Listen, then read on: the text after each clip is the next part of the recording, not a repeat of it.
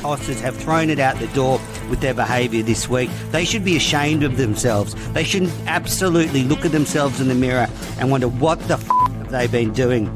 They're hissing at us and calling us cheats in the Lord's long room, and they have the gall to say, talk to us about the spirit of cricket. Absolute bullshit. There's a big appeal that's hit him on the pad. He's out. Lions gone. New South Wales are 9 down. Onto Sydney Road, and it's hit a car. Oh, I think it's hit a car. What a way to bring up your 50. All you want is to leave it all behind.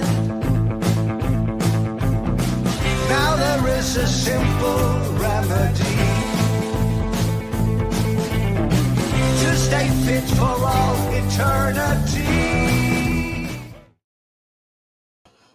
Hello, everybody, and welcome back to the Cricket Unfiltered podcast. I am Menners, and I have a special guest, freelance cricket journalist, co-host of the Good Areas podcast with Jared Kimber. So she puts up with Jared, so I reckon she'll be able to put up with me. She's also on the Murali podcast, and we had Mark on during the first test. Estelle Vasudevan, welcome to Cricket Unfiltered.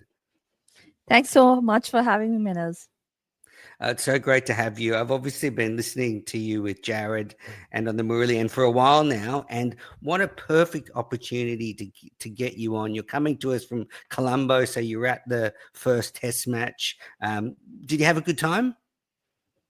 Yeah, I mean, all things considered, in terms of how Sri Lanka went, it was a good test. I think obviously would have been better if the result had been different. But yeah, I always enjoy some test cricket at Galle. Good, because I had an unbelievable afternoon. Like, can you imagine what it's like for both your test sides to win within like 80 seconds of each other? That was dizzying, Estelle. Like, it was almost too much. Yeah, and like what we were talking about is at like the second half of that day or on the last day, it was actually just a competition between who's going to finish first rather than, what the results are going to be in both tests, right? Because, it was neck and neck for a while, 8 wickets, 9 wickets, and then, of course, finishing within like 90 seconds of each the two tests. So, yeah, I can imagine how it would have felt for an Australian fan, especially because of the kind of dominance that both teams showed. Oh, yeah, winning 16-0 against England, it's like a rugby score or something, and a record win for the Australian team in Asia. Yeah, it was just fantastic. And I think, it was a rare thing to have two test teams pushing for a win on the same day. And, there've been calls, and I support them. I think that day should be a public holiday in Australia moving forward. I think we should, find another. We should celebrate that day forever. Yeah, and I think what was special was it was both games were also on free to air, wasn't it? So that's right. Like, accessible to everyone in the country. I saw a lot of people tweeting about how it was. There were moments during those couple of days where both tests were being shown on one screen, side by side. So. I mean, yeah, holiday would be great because it kind of gives you the ability to celebrate what you guys have, right? Two great test teams. Yeah, and so many trophies. And cricket's had a great summer here. I know you've been following it with Jared, but I can tell you cricket has been a huge hit here. Record ratings on the TV, huge crowds, right across all the competitions, the Big Bash, the WBBL, the Border Gavaskar Trophy, and then, the Women's Ashes Test. That's a record for a women's test match crowd. Over almost 40,000 got to the test match in only 3 days. So, cricket's, absolutely motoring here. How's it doing in Sri Lanka? It's doing all right. I think it's funny that, generally in Australia, Sri Lanka test generates a lot of interest. When Australia is in Sri Lanka, there's always a lot of interest. Even for the test games, you see a lot of crowds coming in. Weirdly enough, the fact that, and this is without the World Test Championship, right? Weirdly enough, because the World Test Championship is in play, and then suddenly there was context to the series. I mean, it might be a bit fair to say there was less interest because Sri Lanka had lost the opportunity to get into the final of the championship. But still, there's a big, I think, a really big crowd of traveling Australian fans for the first time since 2016, maybe, because in 2022 there was a lot of stuff going on in Sri Lanka with the fuel crisis, and we didn't see a lot of touring fans this time around. I think it was helped by the fact that Smith was one run away from his 10,000th, and a lot of crowds, vibrant clothing, I should say. So it was nice to see there is a lot of interest in Sri Lanka when it comes to certain tours. And like I said, like Australia, yeah, there's a lot of interest on how things are going in that kind of competition, because it's not going to be an easy task to get over a team from there. Yeah, yeah. No, a lot of people have gone over this time. And although the World Test Championship final wasn't on the line for either team, Australia has such a poor record in Asia that there's still a huge incentive to win. And the one criticism of this great Australian Test side is they haven't won away a lot. They've won away a couple of times, Pakistan, New Zealand, but they haven't won away consistently. So this series gives them a chance. So you mentioned Steve Smith. You got to see him bring up 10,000 runs. I got to see him get out in the 9,990s twice at the SCG. I'm quite envious you got to see it in person. Where do you think he ranks in the modern day greats as a test player? You got Williamson, Root, and Kohli. I think Kohli's just slipped out in terms of test batters in the last few years. But if you're looking at Root and Williamson, I think they're both very close to Smith, but I think Smith is still the best test player of his generation because of his success everywhere.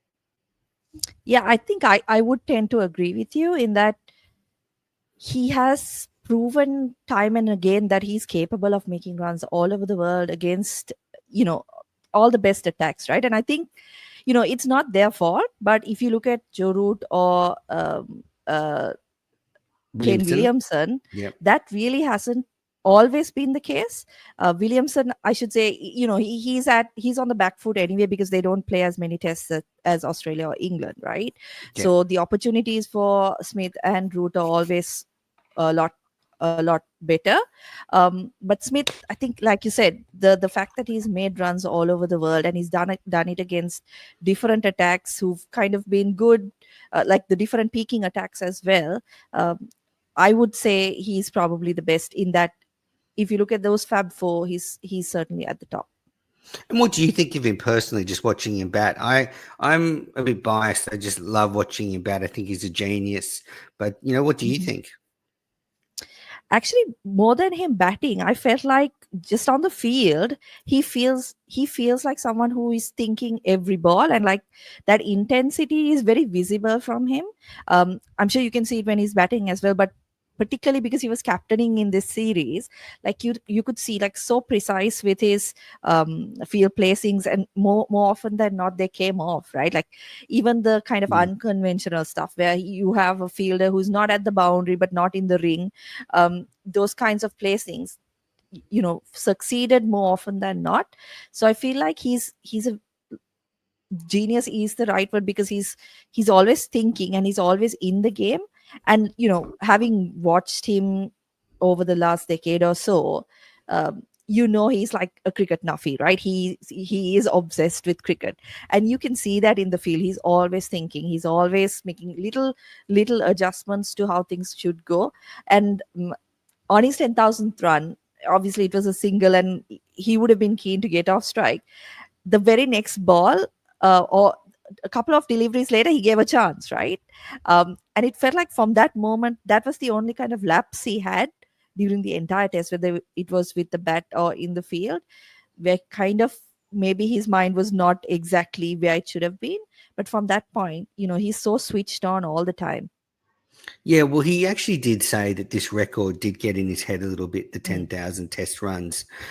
I think the build-up in Sydney, the fact that he might have been able to do it at home with, I think they were all there, Border, Ponting and Waugh. I think all three of them were there, all set up to present him something, and then he got out one run short. So, yeah, it must have been a huge relief for him. I mean, you mentioned his tactical genius. there's a good chance he might lead Australia in the Champions Trophy now. But I'd like to see Pat Cummins do the right thing and step aside after the World Test Championship final and give Smith a couple of years as captain, because I don't think you can compare them tactically. I think Cummins is a vibes guy off the field, and I think Smith's a genius on the field. So look, I don't think it really matters, but I just think with Cummins getting injuries and stuff, I'm particularly hard on Cummins, but yeah, I could see Smith stepping in and Cummins stepping back at some stage soon. Yeah, and I mean that would give Australia a lot more flexibility with their bowling as well, right? Because as long as Cummins is captain, you have to push him through every game that you play. Whereas if he wasn't captain, as it was when he started his career, you have the opportunity to rest him, as you do with some of the guys like Hazelwood or Stark.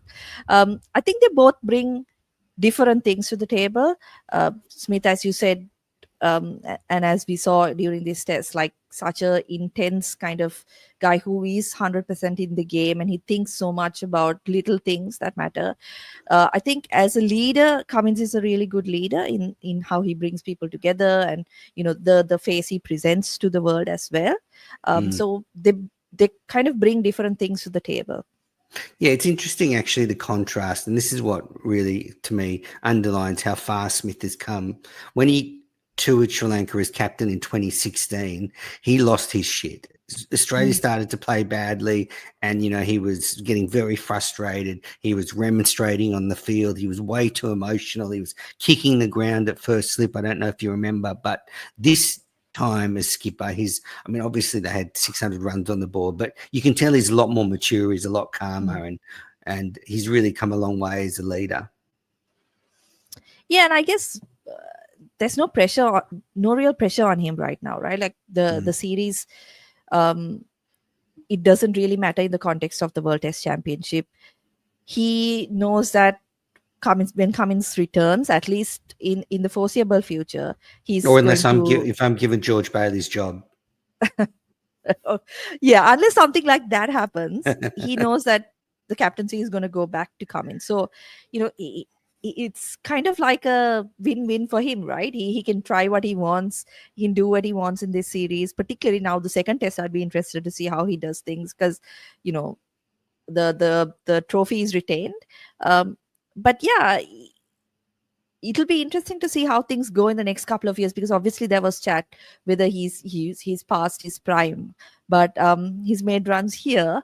It remains to be seen whether come different conditions in the UK against the likes of Rabada, whether things will be as comfortable. But yeah, absolutely. So what struck me about the first test with Sri Lanka is they just were so poor in all areas. Their fielding was bad, some woeful batting in their own conditions. Like, I can understand losing from that position, but none of their batsmen really got in or played with any brains. Can they sort of turn it around, or do you think they're just sort of a crumbling team? It's interesting because in 2022, it was a very similar situation going into the second test, right? Because Australia won by 10 wickets, won the first test by 10 wickets, and then Sri Lanka came back and won by an innings. I think it's important that you pointed out the batting, because the bowling, I don't see them. I mean, you could imagine them having a good game in the next test, right? But the batting, what's concerning to me is that you've got a few players in that lineup who just haven't been making good big runs against good opposition. And that is a big concern. I mean, obviously, Kamindu Mendis had a fabulous 2024, his first proper year in international cricket or test cricket.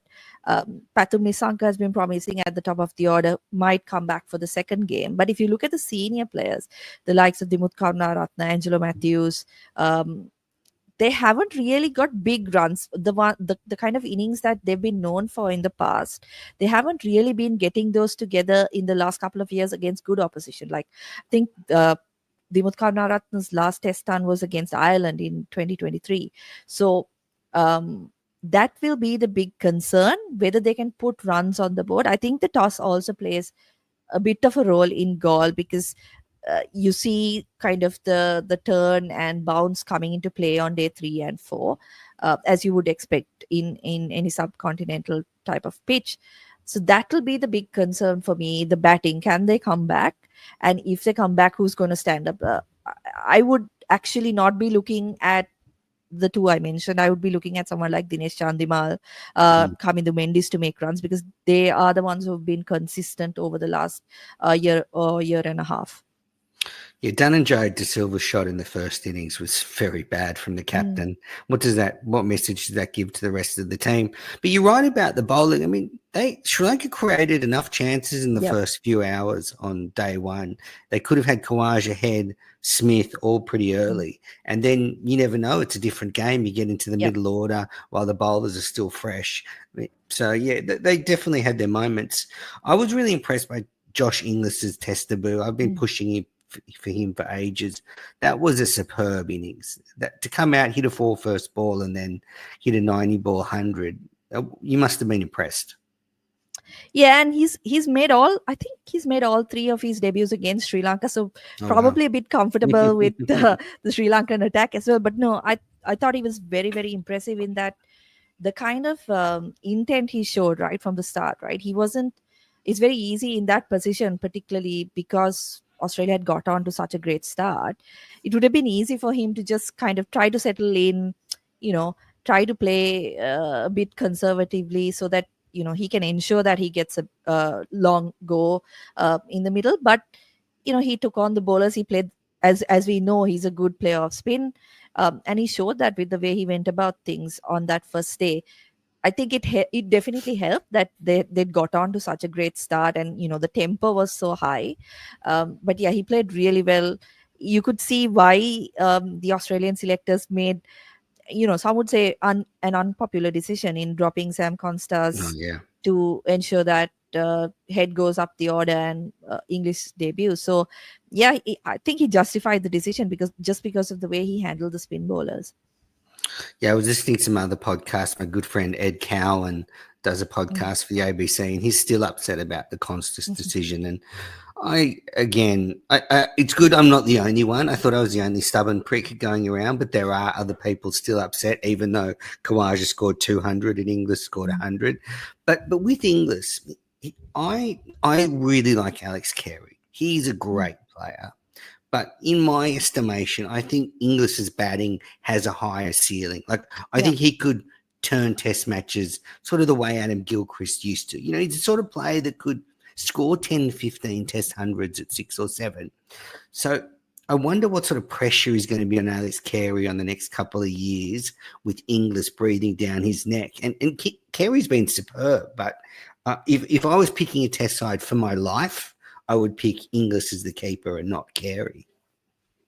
No, I think you're right in saying that the potential English has is that he could be one of those guys who can win you matches down the order. And while Carey is a good batter, what we've seen from him is him playing a support role, right? We've not seen him lead that batting lineup or in the middle. So I think you're right.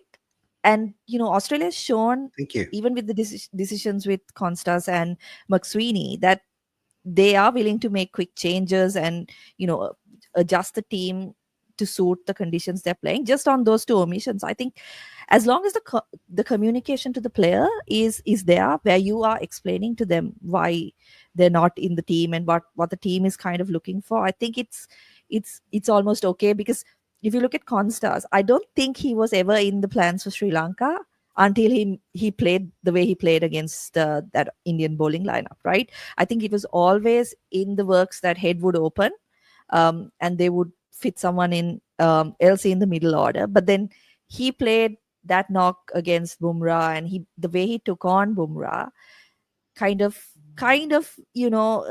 confused the selectors a bit. But I think they ended up sticking to what they had originally planned, where they wanted to push Head up the order. Kind of, it's like a horses for courses thing, right? Where he does open in the subcontinent, and then maybe when you move to more seamer friendly conditions, he bats in the middle order where he can take on the bowling. Yeah, Cowan wanted Kawaja dropped, so you got the younger Mm. player up there with Head. I was in the same boat, I must admit. One thing that Nathan Lyon spoke to the media after play on the final day of the test match, and he was asked about whether he thought this Australian team was a great team, Mm. and he said it's not a great team yet. It's still, and he said this was his own opinion. It's still striving to be a great team because it doesn't have those wins overseas yet. Hasn't Yeah. won in England since 2001. Hasn't won in India for since 2004. I don't know. I've grappled with this, Estella. Maybe you can help me. If you put everything together for this era of cricket, this Australian team, they have a lot of trophies. It's inarguable. The Mhm. World Test Championship, the Yeah. 50 over, well, two 50 over World Cups going back to 2015. You've got the T20 World Cup win in 2021.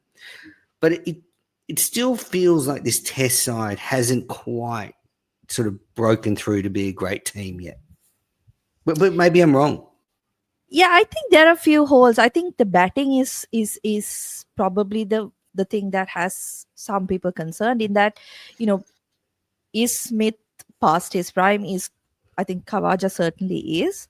Yeah. Um, uh, Manas hasn't got a lot of runs, or hasn't been as good as he was during that period that he was dominating, right?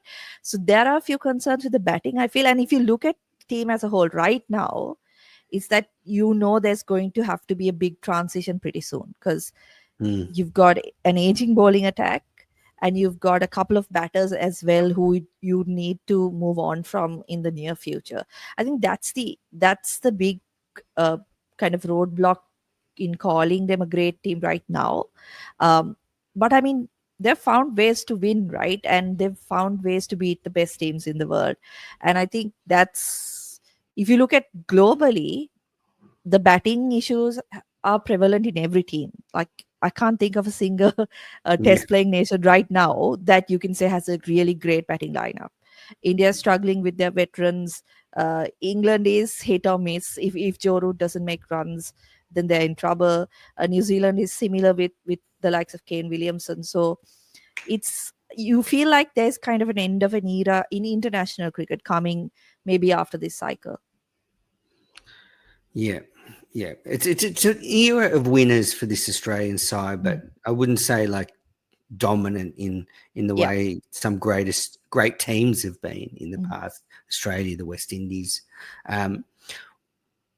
On Kuhneman's performance in the first test, 9 wickets, heroic. He had his finger chopped off a couple of weeks ago in Mm. the Big Bash, and he's still playing. It's amazing. I think he actually could be the natural successor to Nathan Lyon, and in a way, I think he might even challenge Lyon's spot, say in the Ashes next summer, if Lyon's not taking wickets. Mhm. Where did you rate Kuhneman's performance up close?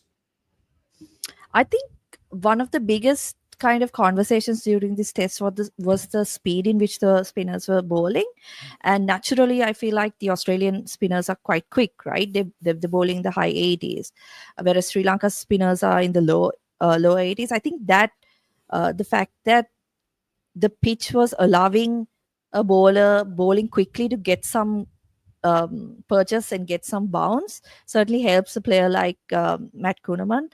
I don't know whether I mean, he obviously needs a lot more experience to get to kind of Lion's level, where Lion is able to maybe be a bit more effective even on flatter tracks, um, where he has that ability to kind of flight the ball and uh, kind of test batters on deep and things like that. I don't know if we've seen that much of it from Kuhneman yet. Obviously, I've seen only one proper test of him, right? Mm. But I feel like there's a big learning curve for him as well, to come.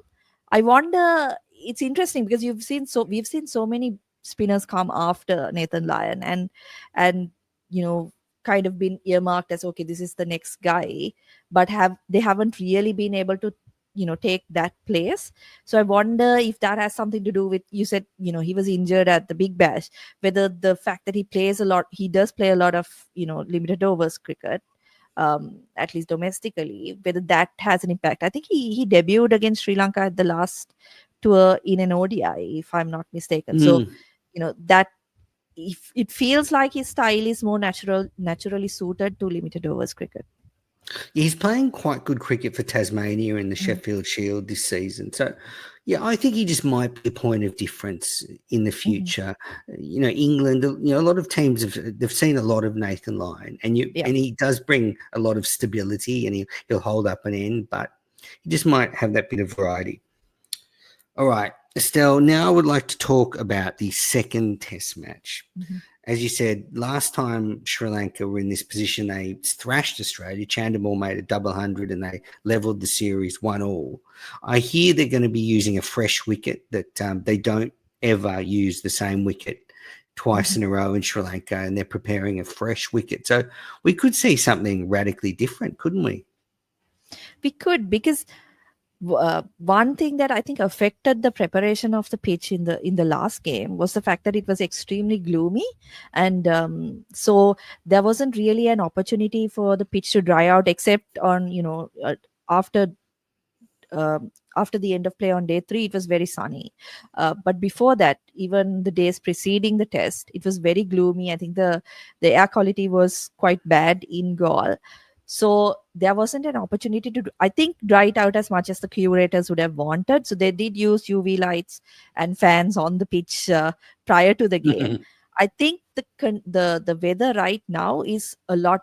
It's different from what it was before the first test. So we might see something that is a bit flatter on the first 2 days, but isn't quite as slow as the first test was. We saw it was quite slow on day 1, right? The spin, you needed to properly flight the ball if you wanted some spin. So I think in that sense, we might see a flatter pitch, but one that isn't quite as slow. Okay, so it might sort of start like day 3 or day 4 Mm. of the last pitch, start a bit drier and Yeah. break up more. That would be interesting. I think Australia should play the same. I think unless conditions are radically different, I can't see Australia changing the team unless there's an injury. I can't Mm. see them changing the team. There is some suggestion. I think Jared Waitley on the radio was saying they should drop Marnus and bring in Constas to give him some experience. I don't mind that idea. Marnus has gone through a pretty lean patch the last couple of years. It wouldn't be permanent, but it would be a good way of blooding Constas in the subcontinent. I think in that aspect, I would say, isn't McSweeney the more natural middle order batter who could kind of come in, because it's a tricky thing, because you obviously have the Test Championship final coming.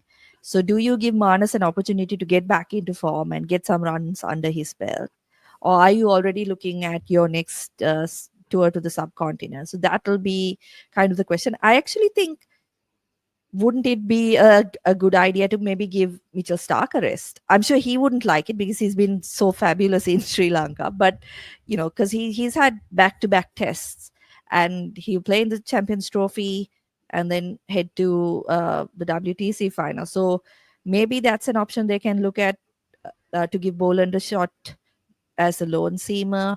But yeah, I would tend to want to pick the same 11. Yeah. I can tell you what, Stark does not like being rested, and Mhm. I don't think that'll happen because he's nearing 100 Test matches. So I think Mhm.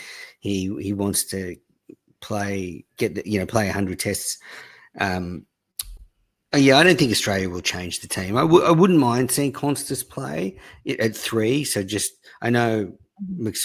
McSweeney or Constas could play, but I'd rather see Mm. Constas play because I think he's going to be playing a lot of cricket for Australia, and but they won't do it. The way this Yep. selection panel is, I think they'll be pretty stable. Do you foresee big changes for Sri Lanka? The only change I can think of is if Pratham Nisanka returns to the team. He obviously missed the first test because he's carrying a back injury. But apart from that, it's difficult really. I don't know where you can make a change, because it looks like the Mutkarna Ratna, Angelo Matthews are not going to get dropped, right? So those are the two big spots, I think, in the batting lineup that might need a rethink. From the bowling, the guy they brought in as the third spinner, Van der Sar, ended up being the best bowler, and at a point the best batter for Sri Lanka. So I don't see a change being made there. So it'll be, if Pathum Nissanka is fit, he will certainly come in for Oshada Fernando. But otherwise, I think they will go with the same lineup, because they have only 2 more tests this year. Um, and they'll have to wait a long time before they play at home again. So I don't see that many changes.